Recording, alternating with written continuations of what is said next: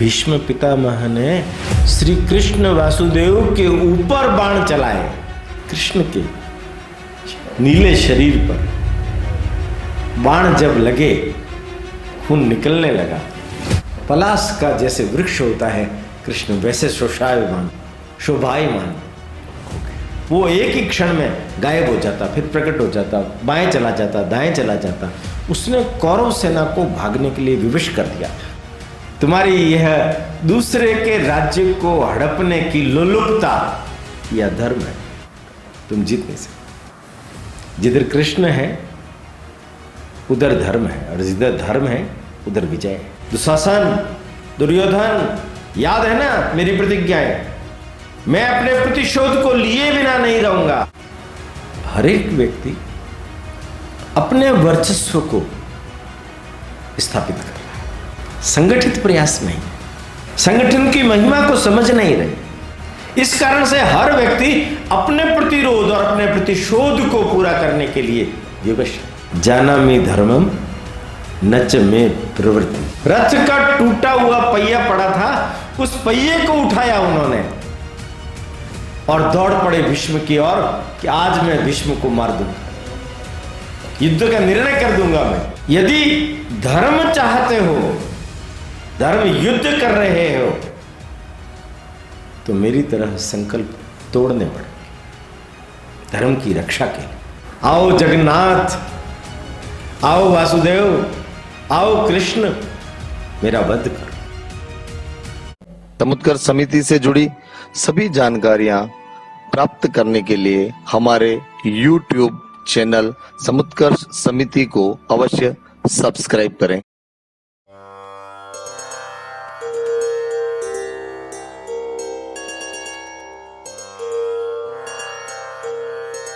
हिंदू भूमे सुरक्षार्थ केशवेन विनिर्मितम्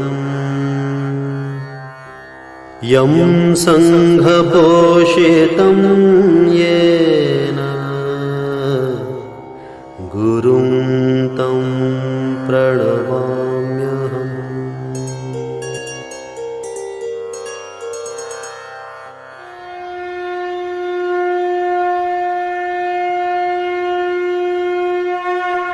आज हमारे बीच में हमारे जो मुख्य उद्बोधनकर्ता हैं, हमारे प्रेरक, हमारे पथ प्रदर्शक,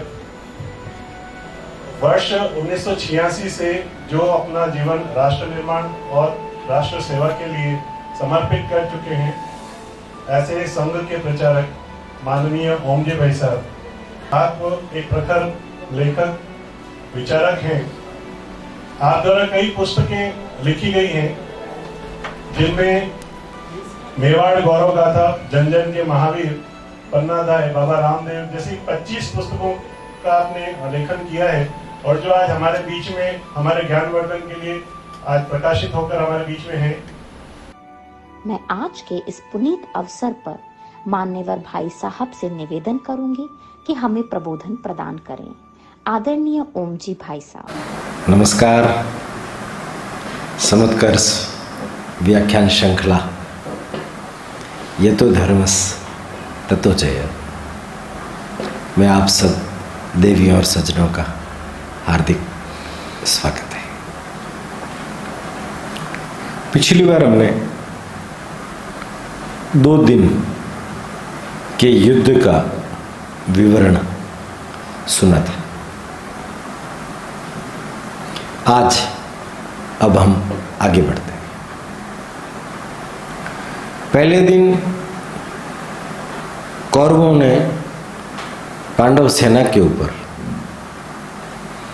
जो जबरदस्त आक्रमण किया, उससे युधिष्ठिर घबरा गए। अर्जुन अभी भी मोहग्रस्त है, फिर भी दबाव में आकर दूसरे दिन का भीम का, अर्जुन का जो युद्ध हुआ, उससे कौरव सेना भयभीत हो गई। दूसरे दिन का पलड़ा पांडवों का भारी रहा, कौरव निस्तेज हो गए। समाचार तो मिल ही रहे हैं। युद्ध में भले ही भाग नहीं ले रहे हैं कर्ण, किंतु शिविर तो उनका वहीं स्थापित है। वो स्वयं कुल बुला रहे हैं। प्रतिज्ञा ले ली, जब तक भीष्म पितामह सेनापति है तब तक मैं इनके नेतृत्व में युद्ध नहीं करूंगा। भीष्म पितामह भी जानते थे इस चीज को। कर्ण का सामर्थ्य है, योग्यता है, क्षमता है, इसलिए उसका बल हत करने के लिए पांडवों का वो प्रतिरोध न कर पाए, इसके लिए जानबूझ करके पितामह उसे ताना मारते थे, व्यंग्य करते थे, उसको इस प्रकार की भाषा बोलते थे कि जिसके कारण से कुंठित हो जाते थे कर्ण। अपने शिविर में बैठे हुए वो कुल बुला रहे हैं, उनके मन में बार बार यही आ रहा है, मैं युद्ध करने के लिए क्यों नहीं उतरता। कौरवों की आज जो दुर्दशा हुई, भीष्म पितामह ने प्रतिज्ञा कर रखी कि मैं पांडवों का वध नहीं करूंगा, शिखंडी से युद्ध नहीं करूंगा। वो अपनी प्रतिज्ञा में फंसे हुए युद्ध कर रहे। सभी लोग अपनी अपनी प्रतिज्ञाओं में फंसे हुए। कर्ण अपनी प्रतिज्ञा में फंसा हुआ, भीष्म अपनी प्रतिज्ञा में फंसे हुए। कर्ण दूसरे दिन के युद्ध के शाम को अपने शिविर से बाहर निकला। मैं आज दुर्योधन से बात करता हूं, दुर्योधन के शिविर में। पर दुर्योधन के शिविर के बाहर पहुंचकर उसके कदम ठिठक गए। कहीं अंदर परामर्श तो नहीं हो रहा है, कल के दूसरे दिन के युद्ध की समीक्षा, आगे के युद्ध की तैयारी। पितामह अगर होंगे और मैं पहुंच गया तो मुझे कुछ और अपशब्द सुनने पड़ेंगे। दुर्योधन के प्रहरियों ने कर्ण को देखा और कहा कि महाराज अकेले ही है, अभी विश्राम को जा रहे हैं, आपकी सूचना दूं? उनका हाँ। दुर्योधन स्वयं बाहर आ गए, कर्ण को अंदर लेके गए। शल्य क्रिया करार रखी थी, सोने की तैयारी में थे, उबासी आ रही थी। कर्ण बैठे। कर्ण ने कहा कि मैं एक प्रस्ताव लेकर के आया। दुर्योधन ने उत्तर नहीं दिया, उनकी तरफ देखा। ये पितामह भीष्म पांडवों की रक्षा भी करना चाहते हैं और तुम्हें विजित करवाना चाहते हैं। उन्होंने पांडवों को अवध्य मान करके उनके ऊपर प्रहार नहीं कर रहे हैं, किंतु बाकी लोगों के ऊपर तो प्रहार कर सकते हैं। आज हमारी सेना की हार हो गई, तुम ऐसा करो, वृद्ध पितामह को वापस हस्तिनापुर भेज दो और मैं युद्ध करना चाहता हूं, और मैं ऐसा युद्ध करूंगा कि अर्जुन समेत पांचों पांडवों को ध्वस्त कर दूंगा। दुर्योधन ने कुछ नहीं कहा। उसने कहा कि बात ठीक है कि तुम जो कह रहे हो, पर इतना सरल नहीं है। पितामह सेनापति है, उनको रुष्ट करना कठिन है, उनको युद्ध से बाहर भेजना कठिन है। पितामह को जीवित रखना, द्रोणाचार्य को जीवित रखना अभी हमारे लिए हितकारी है। कर्ण तो उत्तेजित थे, बहुत दुराग्रह किया, बहुत तर्क दिए। दुर्योधन को उबासी आ रही थी, वो तो सो गया। कर्ण अपमानित सा वहां से चल पड़ा। मन में उहापोह चल रहा है। एक तरफ उनको कह रहा है कि मैं पांडवों का वध कर दूंगा, कुंती को वचन दे चुका है वो, अर्जुन को छोड़ करके चारों पांडवों को अभय दान दूंगा, उनको नहीं मारूंगा। कुंती का चेहरा सामने आ गया। हतप्रभ है ये, क्या करूं, किम कर्तव्य विमूढ़। युद्ध करना भी चाहता है, युद्ध करना नहीं चाहता है। वो देख रहा है, युधिष्ठिर को देखो, युधिष्ठिर को देखो, वो अपना संपूर्ण राज्य त्याग करने के लिए प्रस्तुत है, और मैं संपूर्ण राज्य दुर्योधन के हित में प्राप्त करने के लिए उत्सुक हूं। मैंने अपनी मर्यादाओं को लांघ दिया है, असत्य अधर्म के रास्ते पर मैं चल पड़ा हूं। दुर्योधन का पक्ष तो यही है, और अगर इस पक्ष में मैं रहूंगा और इस तरीके से मैं चिंतन करूंगा तो ये मेरे लिए शोभनीय नहीं है, अशोभनीय। मैं कुंती पुत्र हूं, क्षात्र तेज है मेरे अंदर, मैं दिव्यास्त्र देवास्त्र को जानने वाला योद्धा हूं। मैं ऐसे क्षुद्र चिंतन कैसे कर सकता हूं? अपने शिविर में लौटा। उधर दुर्योधन कर्ण की बात पर सोचते सोचते सो गया। प्रातः तैयार हुआ, तैयार होकर के और सीधा भीष्म पितामह के शिविर। पितामह, आपको हर हालत में पांडवों का वध करना होगा, कौरवों को विजय दिलानी होगी। आप कौरव सेनापति हैं। भीष्म जानते थे, वरना मैं कर्ण जैसे महारथी को भी दूर रख रहा हूं आपकी इच्छा से, वरना कर्ण अगर आ गया पांडवों में से एक भी जिंदा नहीं बचेगा। भीष्म पितामह मुस्कुराए। वो जानते थे मुझे क्रोधित करने के लिए, मुझे उकसाने के लिए हमेशा दुर्योधन कर्ण का सहारा लेता है। पितामह कह रहे हैं उसको, तुम्हारा भी हित चाहता हूं मैं, और कौरवों पांडवों का भी हित चाहता हूं। मैंने तुम्हें क्या चाहिए? मैं अपना कर्तव्य पूरा करूंगा, क्षात्र तेज, क्षात्र धर्म को त्याग करके युद्ध करूंगा। क्षात्र धर्म पर नहीं है ना, तुम अधर्म पर हो, असत्य पर हो, तुम्हारी विजय हो नहीं सकती। पांडवों को मैं जीतने नहीं दूंगा, तो मेरी जीत का रास्ता क्या है? तुम संधि कर लो ना। अब युद्ध के मैदान में आप मेरे सेनापति हैं। संधि विग्रह अगर करना होता तो मैं पहले ही का ही कर चुका होता। अब कोई संधि नहीं होगी पितामह, युद्ध होगा।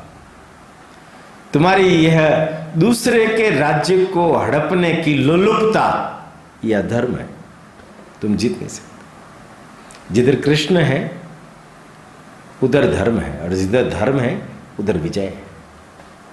इंद्र भी परास्त नहीं कर सकता पांडवों को, तो मैं तो किस खेत की मूली। दुर्योधन भुनभुनाया, आग्रह दुराग्रह किया, रोना रो करके चला गया। तीसरे दिन का युद्ध शुरू हुआ। तीसरे दिन के युद्ध में भीम ने अपने रथ को छोड़ करके पैदल ही दुर्योधन और दुर्योधन के भाइयों के ऊपर पिल पड़ा। दुर्योधन की योजना थी, जैसे जैसे भीम आगे बढ़ता जा रहा है भीम को बंदी बना लेंगे, उसके बाद भीम को मारेंगे। भीम अगर मर गया तो युद्ध हमारे पक्ष में आ जाएगा, पांडवों का मनोबल समाप्त हो जाएगा। पर वो तो भीम, उसने कौरवों के 8 भाइयों को धराशायी कर दिया, वध कर दिया। दुर्योधन का रथ तोड़ दिया। दुर्योधन नीचे उतर आया, खड़ग युद्ध करने लगा। शकुनी ने यह देखा, दुर्योधन को यह पाशा फेंकने के लिए, यह द्यूत खेलने के लिए मना कर दिया, अपने रथ में खींच लाया। धृष्टद्युम्न उधर से जब आ रहा था तो देखा उसने कि भीम का रथ, भीम कहाँ है? उनका सारथी बैठा है विशोक। पूछा उनका कि मेरे को कहा कुछ समय यहां रुको, और वो आगे चले दुर्योधन की सेना से भिड़ते हुए, कौरवों की सेना से भिड़ते। धृष्टद्युम्न समझ गए दुर्योधन की चाल को, तुरंत प्रभाव से हो गए और भीम को अपने रथ में बिठाया। जब भीम को अपने रथ में बिठाया उन्होंने, भीम पूरी तरह से क्षत विक्षित हो चुका था। तीर उसके शरीर के अंदर तक धंसे हुए थे, खून निकल रहा था। भीम को अगर अभी युद्ध क्षेत्र से बाहर ले जा करके वैद्य की चिकित्सा नहीं करवाई गई तो भीम मर जाएगा। भीम ने बिल्कुल भैरव जैसी प्रतिमा का धारण किया, यमराज जैसी प्रतिमा का धारण किया। धृष्टद्युम्न जानकार व्यक्ति था, उसने मोहना अस्त्र चलाया, अश्रु गैस वो फेंका। उससे कौरव सेना सम्मोहित सी होकर बेहोश हो गई, अचित। धृष्टद्युम्न भीम को इतने कम समय में निकाल करके ले गया।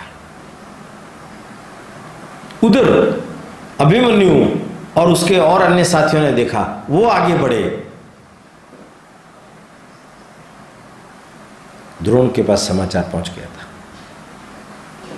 ये जो युद्ध चलता है पूरे लंबे चौड़े मैदान में अलग अलग योद्धाओं के साथ में चलता है। युद्ध की संहिता भी यही कहती है कि एक योद्धा से एक ही युद्ध करेगा, पर वहां युद्ध संहिता का अनुपालन कौन कर रहा है? कौरव तो पूरी तरह से नियम तोड़ करके अधर्म के रास्ते पर चल करके ही युद्ध कर रहे हैं। द्रोणाचार्य को ये जब समाचार मिला कि वो तो दुर्योधन वगैरह को बेहोश करके भीम को निकाल करके धृष्टद्युम्न लेके चला गया, उस समय में भी द्रोणाचार्य के मन में कि धृष्टद्युम्न, द्रुपद ये मेरे शत्रु है, विरोधी है, मैं इनसे युद्ध करूंगा, उस मोह में फंस जाता है। फिर अचानक चेत होता है कि नहीं, पहले उनको बचाना जरूरी है। वह प्रज्ञास्त्र छोड़ते हैं, उससे जैसे कोई नींद में से उठ करके खड़े हुए हो, अचेत अवस्था में से कौरव उठ करके खड़े होते हैं, फिर से आगे बढ़ते हैं द्रोणाचार्य को साथ लेकर के। धृष्टद्युम्न युद्ध कर रहा है, उसको बाहर ले जाना चाहता है भीम को, पर भीम नहीं मानता है, मैं पलायन नहीं करूंगा, और वो अपने दूसरे रथ पर आकर के सूची व्यूह बना करके पुनः युद्ध करने लग जाता है, पुनः युद्ध। इधर धृष्टद्युम्न से द्रोण, उधर भीम दुर्योधन के साथ, और दुर्योधन हर हालत के अंदर भीम को इस अवस्था के अंदर पकड़ना चाहता है। खून निकल रहा है, दुर्बल हो गया है शरीर, क्रोधित होकर के मूर्खता कर बैठा था भीम, कौरवों की सेना के बीच में घुस गया था। वो सोच रहा है ऐसी मूर्खता दोबारा वो अगर नहीं करेगा तो हम कैसे उसको जीत पाएंगे। आज मौका है, आज मौका है। अपने भाइयों को, अश्वत्थामा को, विकर्ण को, सबको कह करके फिर भीम को घेरने का प्रयत्न करने लगा। अभिमन्यु आए बीच में। अभिमन्यु ने अपना पुरुषार्थ दिखाया। उन्होंने दुर्योधन के सारथी को मार दिया, घोड़ों को मार दिया, उस पर बाण चला करके उसको अचेत कर दिया, उसका रथ पलायन कर गया। द्रोणाचार्य ने बाकी सारे लोगों को, अन्य सारथियों को अपने साथ लेकर के अभिमन्यु के ऊपर आक्रमण करने लगा, पर अभिमन्यु ने अपना काम पूरा हुआ समझ करके दूसरा रास्ता ले लिया। भीष्म देख रहे थे, भीष्म देख रहे थे। भीष्म ने कहा यह बालक अपने पिता और मातुल, मामा दोनों पर गया है 16-17 साल का बालक, पर सब कलाओं में निपुण, वो दुर्योधन के अन्य भाइयों को बचाने के लिए आगे बढ़ रहे थे, पर अभिमन्यु दूसरी तरफ निकल गया। इतने में कृष्ण लेकर के आए अर्जुन को। अर्जुन अनमन्य भाव से, मध्यस्थ भाव से, मोहग्रस्त भाव से युद्ध कर रहे हैं। सूर्यास्त होने को था। भीम को बचा करके धृष्टद्युम्न लेकर के आ गए थे पीछे की तरफ। पांडव सेना को युधिष्ठिर ने इशारा किया अब लौटने में ही, क्योंकि दुर्योधन और उनकी कौरव सेना ने पलायन कर दिया था, तो लौटने में ही सार है। दुर्योधन को होश आया, होश आकर के वो युद्ध भूमि में ही जाकर के भीष्म को कहने लगा, हे सत्य प्रतिज्ञ पितामह, क्या मेरे भाइयों का इसी प्रकार से अंत होता जाएगा? भीम यमराज की मूर्ति बनकर के उसकी गदा यमराज के समान मेरे भाइयों के ऊपर टूट पड़ी, वो बदला ले रहा है। भीम ने युद्ध भूमि के अंदर ही क्रोधित होकर के कहा था, दुशासन, दुर्योधन, याद है ना मेरी प्रतिज्ञाएं, मैं अपने प्रतिशोध को लिए बिना नहीं रहूंगा, तुम दोनों को मैं मारूंगा, सब राष्ट्रों का वध करूंगा। और भीम कर रहा है, भीम कर रहा है। भीम का आत्मबल प्रबल है, भीम का बाहुबल प्रबल है, भीष्म का गदा बल प्रबल है। भीष्म भारी पड़ रहा है। अश्वत्थामा को भी उसने भगा दिया। तीसरे दिन के युद्ध में घटोत्कच ने भी बड़ा भारी चमत्कार दिखाया था। मायावी युद्ध, वो एक ही क्षण में गायब हो जाता, फिर प्रकट हो जाता, बाएं चला जाता, दाएं चला जाता। उसने कौरव सेना को भागने के लिए विवश कर दिया था। प्रचंड युद्ध, अभिमन्यु, घटोत्कच, भीम, इनके युद्ध ने कौरव सेना को त्राहिमाम करने के लिए विवश कर दिया। दुर्योधन रोने लगे, आप हमारे सेनापति हैं, कौरवों की रक्षा कीजिए। भीष्म कुछ नहीं बोले। अस्ताचलगामी सूर्य युद्ध बंद होने का समय, पांडव सेना ने अपने शिविर की ओर लौटना प्रारंभ कर दिया। दुर्योधन के रुदन को सुनकर भीष्म पितामह क्रोधित हो गए और नियम विरुद्ध फिर पांडवों के ऊपर पीछे से वार किया। एकदम ये लोग चकित हो गए, ये क्या हो गया? पितामह अपना रथ दौड़ा करके अपने द्रोण, कृपाचार्य, अश्वत्थामा, इन सब लोगों को लेकर के, दुर्योधन इत्यादि को लेकर के फिर हमारे ऊपर आक्रमण करने के लिए आ गए और अत्यंत क्रोधित होकर के बाण चला रहे। युधिष्ठिर की सेना का नाश कर दिया, उनकी गज सेना को भागने के लिए विवश कर दिया। यह सब देख करके कृष्ण अर्जुन को लेकर सामने आए और कहा, अर्जुन, जिस दिन की तुम प्रतीक्षा कर रहे थे वो दिन आज आ गया है। द्रोणाचार्य और भीष्म पितामह के मोह से ऊपर उठ करके इनसे युद्ध करो।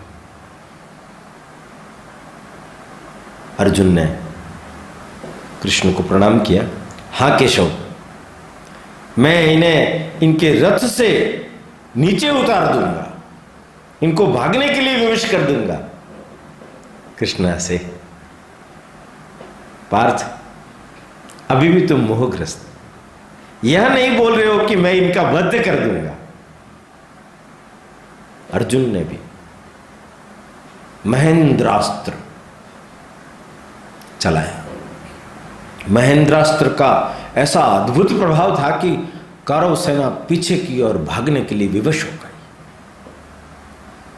उसके आगे द्रोणाचार्य भीष्म पितामह, उनका भी बल नहीं चल रहा था। क्रोधित हुए भीष्म, उन्होंने काट निकाला और अर्जुन के द्वारा चलाए गए महेंद्र अस्त्र का प्रतिरोध किया और बाण पर बाण क्रोधित होकर के नहीं, हंस हंस करके चलाने लगे, जैसे खिलवाड़ कर रहे हैं। बाण अर्जुन पर नहीं, भीष्म पितामह ने श्री कृष्ण वासुदेव के ऊपर बाण चलाए, उन्हें और अर्जुन को दोनों को क्षत विक्षित कर दिया। कृष्ण के नीले शरीर पर बाण जब लगे, खून निकलने लगा, पलाश का जैसे वृक्ष होता है, कृष्ण वैसे शोभायमान हो गए। अर्जुन यह देख रहा है, वो अर्जुन की ओर देख रहे हैं। अर्जुन, अब भी मौका है, या तो तुम लड़ लो या अभी भीष्म पितामह, दुर्योधन, द्रोणाचार्य, कृपाचार्य सबका वध करके युद्ध का मैं अभी निर्णय कर दूंगा। तो भी अर्जुन अपने मोड पर नहीं आ रहा। भगवान गुस्सा हो गए, रथ छोड़ दिया, खड़े हो गए, घोड़े की वल्गाएं छोड़ दी और रथ से नीचे उतर गए। और भीष्म के रथ की ओर एक रथ का टूटा हुआ पहिया पड़ा था, ये देखिए, रथ का टूटा हुआ पहिया पड़ा था, उस पहिए को उठाया उन्होंने और दौड़ पड़े भीष्म की ओर कि आज मैं भीष्म को मार दूंगा, युद्ध का निर्णय कर दूंगा मैं। अर्जुन ने देखा ये क्या हो गया, अर्जुन पीछे दौड़ा, पकड़ा, भगवान पकड़ में नहीं आ रहे, वासुदेव भाग रहे हैं, कृष्ण भाग रहे हैं, पैरों में पड़ गए, पैर पकड़ लिए, घसीटते हुए भगवान 10 कदम तक आगे चले। अर्जुन क्षमा याचना करने लगा, मुझे क्षमा कर दीजिए, मैं मोह से ग्रस्त हो गया था, मैं आपको वचन देता हूं कि मैं अब मोह नहीं रखूंगा, मैं पितामह द्रोण कौरवों का वध करूंगा, आप कृपा करके अपनी प्रतिज्ञा को मत तोड़िए। देखिए, आप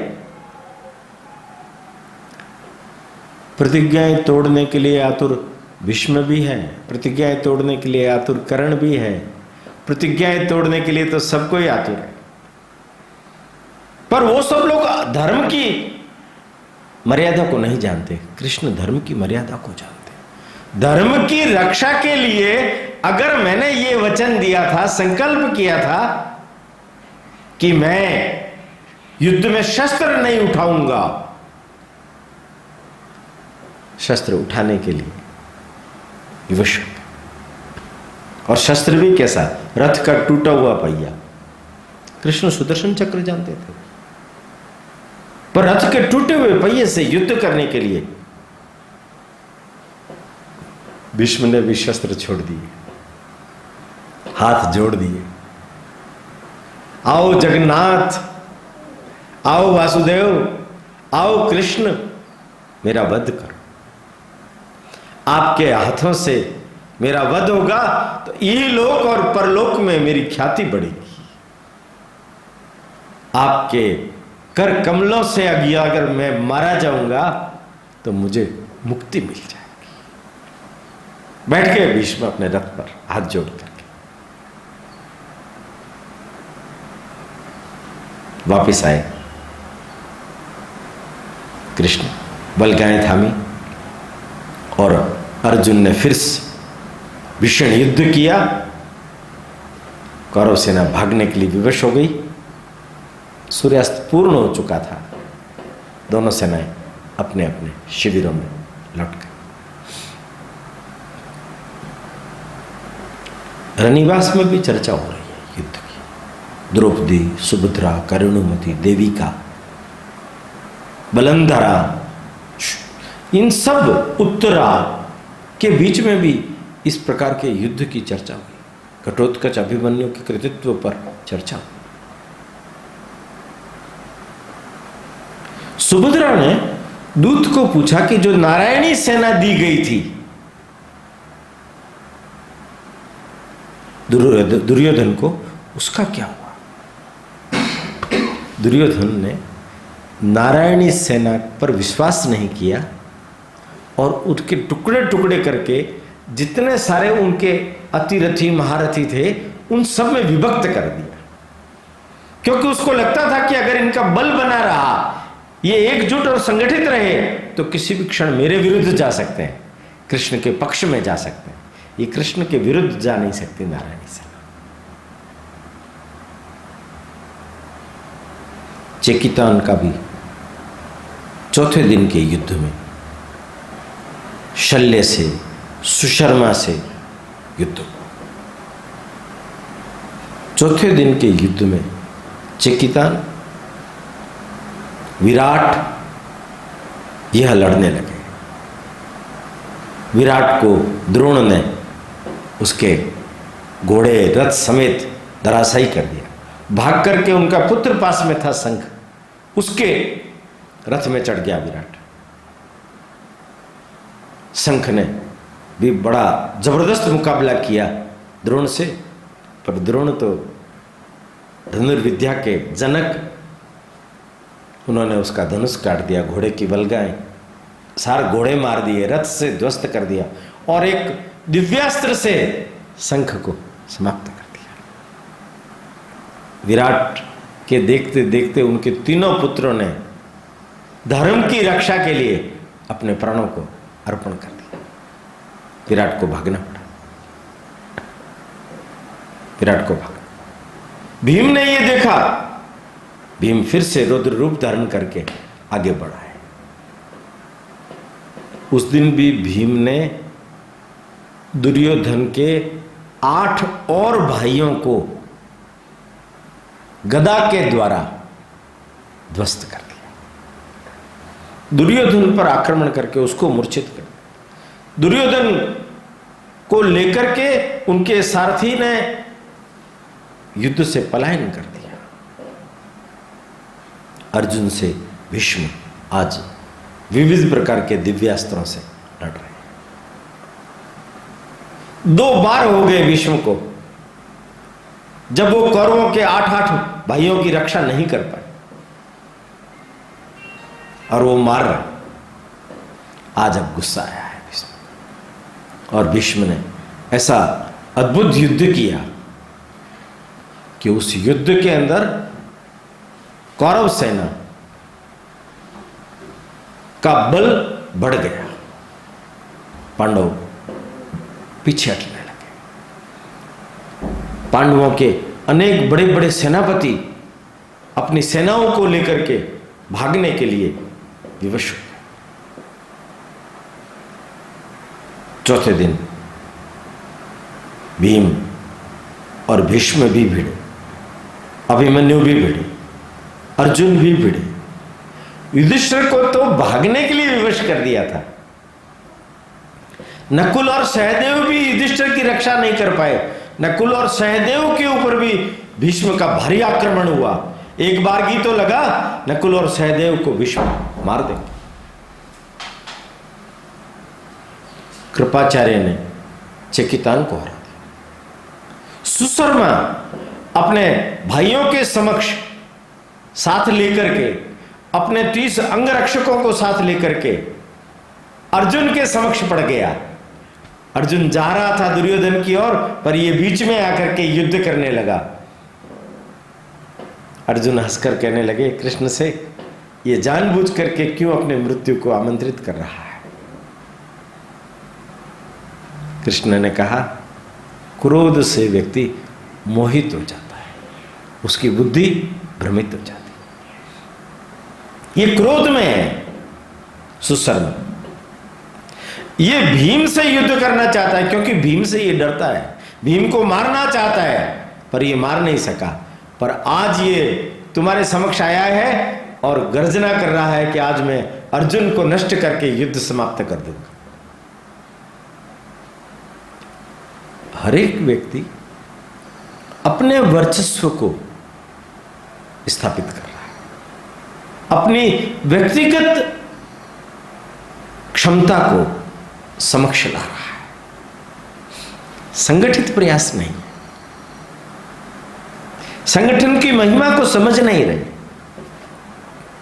इस कारण से हर व्यक्ति अपने प्रतिरोध और अपने प्रतिशोध को पूरा करने के लिए विवश है। कृष्ण ने कहा, क्रोध से आविष्ट सुशर्मा न केवल अपनी मौत को आमंत्रित करता है, बल्कि अपने सारे परिवार को नष्ट करने के लिए, बलि चढ़ाने के लिए तुम्हारे समक्ष लेके आया है। अर्जुन, क्रोध एक ऐसी चीज है जो व्यक्ति की विवेक को नष्ट कर देता है, सोचने समझने की क्षमता को नष्ट कर देता है, उसे मोहग्रस्त कर देता है, आत्ममुग्ध बना देता है। और सुशर्मा का भी वही हाल हुआ। अर्जुन ने उसके संपूर्ण परिवार को नष्ट कर दिया। शल्य ने उसे अपने रथ पर बिठा करके लेकर के चला गया, वरना उस दिन सुशर्मा समाप्त हो जाता। चौथे दिन का युद्ध पूरा। पांचवें दिन के युद्ध के प्रारंभ में सुबह पितामह के पास फिर दुर्योधन की गुहार। उसने अपने भाइयों के नाम गिनाए, कहा, इनको जानते हो आप? ये मेरे भाई हैं। अगर भीम इसी तरीके से मेरे भाइयों को मारता रहा तो मेरा सारे भाई और कौरव सेना का नाश हो जाएगा।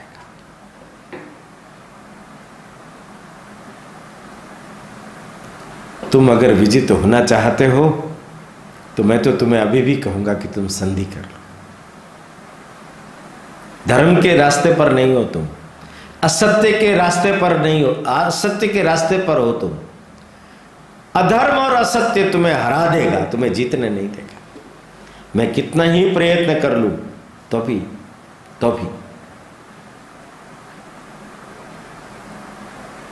जानामि धर्मम नच में प्रवृत्ति। पितामह मैं धर्म जानता हूं, पर मेरी प्रवृत्ति नहीं। मेरी प्रवृत्ति यही है कि जो राज्य मेरे पास में आ गया, मैं किसी भी सूरत में उस राज्य को वापस नहीं करूंगा, विजिट करूंगा। और आप मेरे सेनापति हो, मेरे मंतव्य को, मेरे लक्ष्य को पूरा करने के लिए आप सेनापति हो। दुर्योधन ने भी अपना आपा खोया नहीं, रोया जरूर, भीष्म को उकसाया जरूर। भीष्म ने फिर नई व्यूह रचनाएं की, उधर धृष्टद्युम्न ने भी नई रचनाएं की। फिर से घनघोर युद्ध हो रहा है। पितामह के मन में बार बार एक ही बात आ रही है कि रोज योद्धा मर रहे हैं। कभी कौरव सेना का पलड़ा भारी रहता है, कभी पांडव सेना का पलड़ा भारी रहता है। मैं क्यों अवरोध बन रहा हूं? मुझे अपने आप को हटा लेना चाहिए, पलायन कर लेना चाहिए। वो जानबूझकर कृष्ण और अर्जुन को उकसाते हैं कि जिससे कि वो दोनों उत्तेजित होकर के मेरा वध कर दे। युद्ध के अंदर उनके दिव्यास्त्र, उनके देवास्त्र केवल इसीलिए ही प्रकट होते हैं कि वो चाहते हैं मैं अब थक गया, न मैं अब कौरवों को मरने दे सकता हूं, न मैं पांडवों को मरने दे सकता हूं। स्वजनों की रक्षा के लिए मैं युद्ध कर रहा हूं। इधर दुर्योधन और कौरवों की रक्षा का भार, उधर पांडवों की रक्षा का भार। तटस्थ अवस्था के अंदर युद्ध कर रहा हूं मैं। मुझे अब पीछे हटना पड़ेगा। उधर युधिष्ठिर है, वो किसी भी सूरत में घटोत्कच को आगे नहीं आने देता। मायावी युद्ध के खिलाफ है।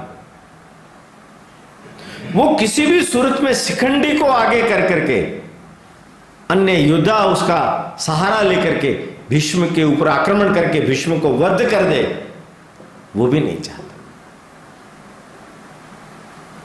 एक व्यक्ति धर्म की आत्यंतिक मर्यादाओं के फेर के अंदर हारने के लिए तैयार है, मरने के लिए तैयार है, पर नियम तोड़ने के लिए तैयार नहीं। कृष्ण ने अपने संकल्प को तोड़कर पांडवों के समक्ष अपना उदाहरण पेश किया।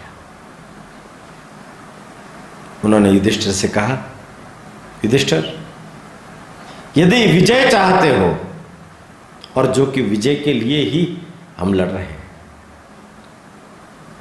यदि धर्म चाहते हो, धर्म युद्ध कर रहे हो, तो मेरी तरह संकल्प तोड़ने पड़ेंगे धर्म की रक्षा के लिए। अधर्म की रक्षा के लिए ये लोग नित्य नियम तोड़ रहे हैं, युद्ध संहिता का अनुपालन नहीं कर रहे हैं, और तुम घटोत्कच को युद्ध करने के लिए आगे नहीं लाते। तुम शिखंडी को आगे करके भीष्म का वध करने के लिए तत्पर नहीं हो, द्रोणाचार्य का वध करने के लिए तत्पर नहीं हो, अर्जुन मोहग्रस्त है। युद्ध होगा कैसे? युद्ध होगा कैसे? हमें इस पर पुनर्विचार करना पड़ेगा। जहां आवश्यक है वहां युद्ध नीति का पालन करना पड़ेगा, रणनीति ठीक ढंग से बना करके आगे बढ़ना होगा, दिव्यास्त्रों का प्रयोग करना पड़ेगा, अलग अलग व्यूहों के माध्यम से कौरवों के विविध सेनापतियों को घेर करके उन्हें मारना पड़ेगा। अगर तुम यह करने में सक्षम नहीं हो तो तुम्हारी विजय नहीं हो सकती। कृष्ण के दिए हुए उदाहरण पेश किए हुए वक्तव्य के द्वारा पांडव सेना फिर से ऊर्जा में भरकर युद्ध करने के लिए प्रस्तुत हो रही है। 5 दिन में अनेक योद्धा मारे गए, अनेक योद्धा मारे गए। मत्स्य राज विराट के 3 पुत्र मारे गए। सैकड़ों लोगों का नरसंहार हो रहा है। पर युद्ध अभी किस दिशा में जाएगा, भीष्म के ऊपर कैसे विजय प्राप्त की जाएगी, द्रोणाचार्य को भी जीतना बड़ा मुश्किल है, तो कैसे क्या होगा, यह हम अगले एपिसोड में सुनेंगे। अगले एपिसोड में भीष्म शिखंडी के सामने रख करके अर्जुन के द्वारा धराशायी हो जाएंगे। 9वां दिन भीष्म पितामह के धराशायी होने का है। वो मृत्यु को प्राप्त नहीं होते क्योंकि उन्हें वरदान प्राप्त है इच्छा मृत्यु का। वो युद्ध भूमि में धराशायी हो रहे हैं और सरसैया पर युद्ध समाप्त हो जाने के बाद में भी जब सूर्य उत्तरायण में आते हैं तब तक दक्षिणायन में वो अपने प्राण नहीं छोड़ते। यह कथा युद्ध की अलग अलग लोगों की भूमिका हम अगले एपिसोड में सुनेंगे। तब तक के लिए मैं आपसे विदा लेता हूं।